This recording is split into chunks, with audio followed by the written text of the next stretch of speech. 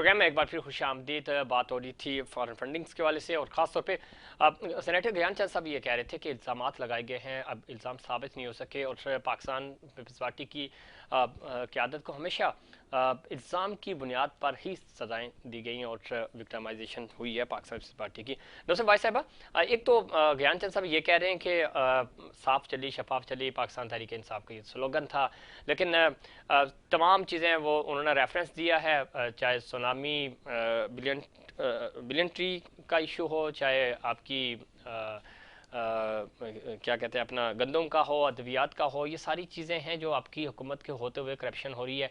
वो कह रहे हैं करप्शन तो आपके दौरे हुकूमत में हो रही है, इल्ज़ाम हम पे लगे हमें साबित नहीं हो सके, आपकी करप्शन साबित शुदा है।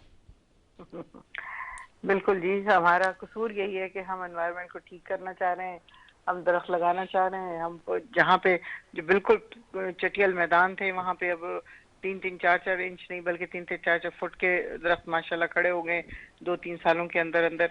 और हम करप्शन कर रहे हैं, बिल्कुल बहुत ज्यादा करप्शन कर रहे हैं कि मुल्क को सारा हमने कंगाल कर दिया, सारे कर्जे हमने ले लिए, सारी दुनिया में जाके हमने अपने फंड जो है, पैसे जो हैं हुकूमत के, वो उससे महल खरीद लिए और अल्लाह जाने कितने फ्लैट्स बना लिए और क्या क्या जायदादें खरीद ली, क्या क्या गाड़ियां खरीद ली, सब कुछ हमने किया है। इन्होंने तो कुछ किया ही नहीं है। तो बेचारे शरीफ शुरफा जो इनको फंड मिलता है वो सारा सिंध में लगाते हैं। वहाँ पे आप जाके देखें थर में क्या हालात है, माशाल्लाह लाड़काना में क्या हालात है, बिल्कुल दूध और शहद की नहरें बह रही हैं वहाँ पे। कोई बिल्कुल किसी किस्म की कोई करप्शन नहीं हुई। कोरोना के जितने पैसे मिले वो सारे इन्होंने अच्छी तरह तमाम लोगों को कोरोना वाले खाने तो पीने आप की पे चीजें इल्ज़ाम लगा रहे हैं पहुंचा दी। वफाक पे कि वफाक खा गई है पैसे कोरोना के जो बाहर से फंड्स आए।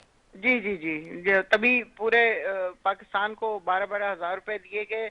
और जो बाकी जिस तरह खाने पीने का ख्याल रखा गया, ठीक जिस है, तरह किस किस तरह की चीजों का चले ख्याल पूछता नहीं हूँ मैं, रखा गया इस पूछता उसमें। हूँ तो सेनेटर ज्ञानचंद हम तो साहब बुरे एक लोग चीज। हैं, जाहिर है ये बहुत शरीफ लोग हैं। ठीक है, नौसर भाई साहब का पॉइंट ऑफ व्यू आएगा। वक्त कम है सेनेटर ज्ञानचंद साहब, एक चीज तो है जो 12,000 रुपए वाला ये कह रही है, कोरोना के दिनों में बड़ा जबरदस्त इनका रिलीफ था, लेकिन उन दिनों आपको राशन मिला था, वो राशन जो कराची में डिस्ट्रीब्यूट हुआ था उसका तो रातों रात कोई पता नहीं चला, तो वो इल्जाम आप पे है। अब इसको तो माने 12,000 लोगों को मिले थे, अच्छी बात है, जो कि आप ही का इनिशिएटिव था बेनजीर इनकम सपोर्ट प्रोग्राम, लेकिन उसको कंटिन्यू किया उस वक्त पाकिस्तान तहरीक इंसाफ ने, जो कि अच्छी बात है। जिस तरह अभी कराची को कोई बसें भी मिली हैं, तो ये इस तरह के जो इकदाम हैं उसको तो अप्रिशिएट करना चाहिए, चाहे पीटीआई करे, पीएमएलएन करे, पाकिस्तान पीपल्स पार्टी करे। देखें, हम जब इनको नाहिल कहते हैं ना, जी जी, वो इसीलिए कहते हैं कि ये इल्जामात तो लगा लेते हैं, टीवी टॉक शोज में बैठकर इल्जामात तो लगा लेते हैं, लेकिन ये हुकूमत में है, ये नाहिल हैं, वो साबित क्यों नहीं करते? हमारे लोगों को पकड़ कर बगैर सबूत के जेल में तो डाल देते हैं, वो केसेस साबित क्यों नहीं कर सकते? तो अदालतों का काम है ना, हुकूमत क्या करे? हुकूमत तो नहीं डालती ना अदालतें। हुकूमत को केस पुटअप करना है तो अदालतों का काम है। तो फिर ये टीवी टॉक्स पे बैठकर सब पूरी अपोजिशन को झूठा चोर चोर करना बंद कर देना। अब इन्होंने केस बनाकर अदालतों को भेज दिया। इनका काम है कि सुबह से शाम तक, कल इमरान खान क्या कह रहा था, मैं ब्रांड हूँ, पूरी कौम को तबाह करके तुम ब्रार बन गए हो। तो अलीमा बाजी की सिलाई मशीन से लेकर जो जो शौकत खानम के फंडिंग की है, उस पे भी आपके ऊपर इल्जाम आ रहे। जब से आए हो आपने तो कोई परफॉर्मेंस दी नहीं है। आप बात करो ना कि हमने फला फला प्रोजेक्ट किए हैं, पीपल्स पार्टी, नून लीग, सारी हेल्थ कार्ड उन्होंने दिया ना, जब पूरा केपी हेल्थ कार्ड पंजाब में अब आ रहा है, सिंध में आ रहा है, और क्या चाहिए आपको ज्ञानचंद साहब? मैं सिंध में आ रहा है कि नहीं आ रहा, सिंध में पहले से फ्री इलाज हो रहा है। एक अस्पताल बता दे, गंबट जो एक देहाती एक शहर है, उसमें जो गंबट के मुकाबले की एक भी अस्पताल बता दें। ये थरपारकर में जो कोल पावर प्लांट है, ऐसा कोई एक प्रोजेक्ट बता दें कि इन्होंने डेवलप किया हो।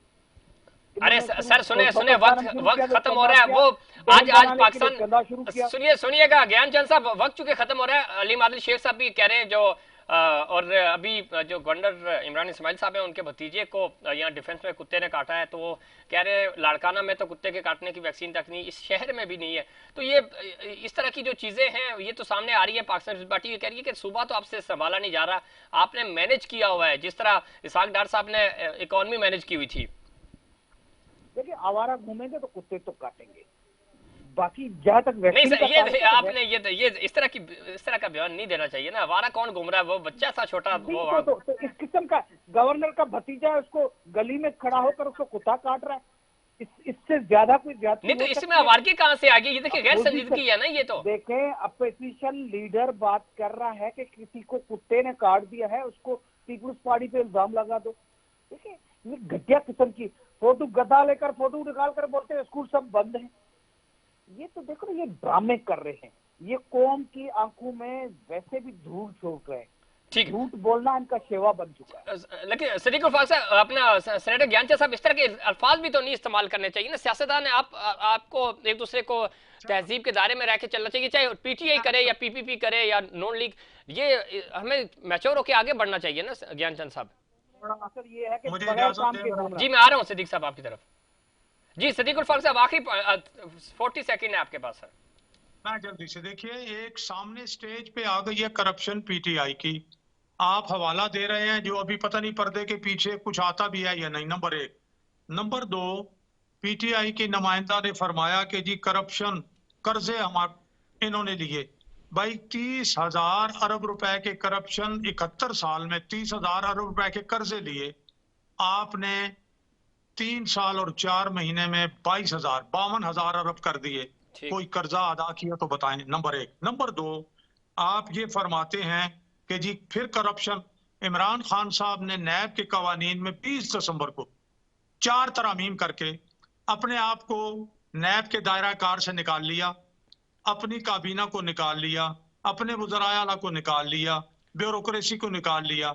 इसका मतलब है कि इन्हें डर था ना कि पकड़े जाएंगे। आप सदीक उल फारूक साहब, आप ये कह रहे हैं कि कानून जो है, और जो खास तौर पे ये जो चीजें हैं वो टेम्पर हो रही हैं।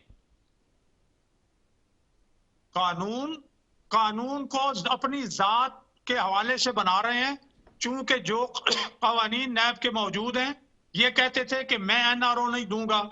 हमने कहा कि हमें एनआरओ ना चाहिए, ना नैब के कवानीन में तरमीम चाहते हैं। ठीक। जब इन्हें चल, नजर ये आया सर बहस हो जाएगी, प्रोग्राम का वक्त खत्म हो गया। मुझे दे इजाजत। सदीक उल फारूक साहब, आपका, सेनेटर ज्ञानचंद साहब, नुसरत भाई साहब, आप तीनों मेहमानों का बहुत शुक्रिया। नाज़रीन, ये था हमारा आज का प्रोग्राम। उम्मीद करता हूँ दिगे प्रोग्राम्स की तरह आज का प्रोग्राम भी आपको पसंद आया होगा। मुझे और इंसाइड पाकिस्तान की पूरी टीम को दीजिए इजाजत। अल्लाह निगहबान।